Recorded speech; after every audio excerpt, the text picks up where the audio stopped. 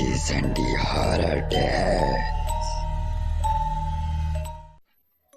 मेरे मामा जी की लड़की की शादी थी। शादी गांव में थी। एक दिन पहले गाने बजाने का माहौल चल रहा था। मेरे मामा के लड़की के कुछ दोस्त भी आ रखे थे। उनकी पड़ोस की घर की छत पर पीने पिलाने की दावत चल रही थी। भाई ने मुझे पैसे दिए और अपने दोस्त के साथ मीट लेने भेज दिया। मामा के घर पर मांसाहारी खाने की मनाही है, इसलिए हमें ये काम चुपके से करना था।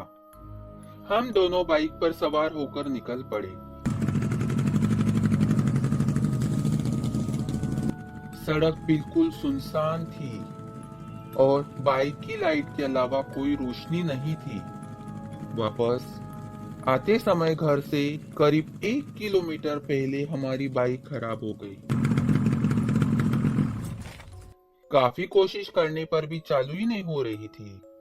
हम खींचकर बाइक ले जाने लगे। कुछ ही दूरी पर हमें एक बूढ़ा आदमी दिखा। वो हमारे पास आया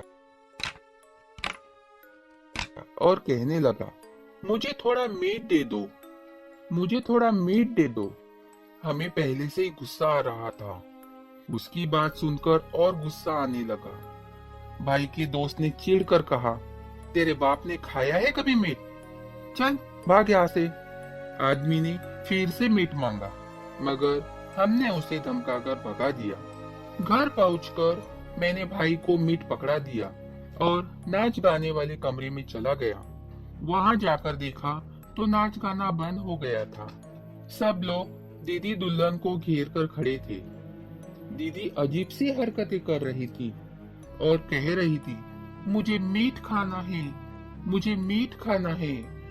दीदी ने जिंदगी में कभी भी मीट नहीं खाया था।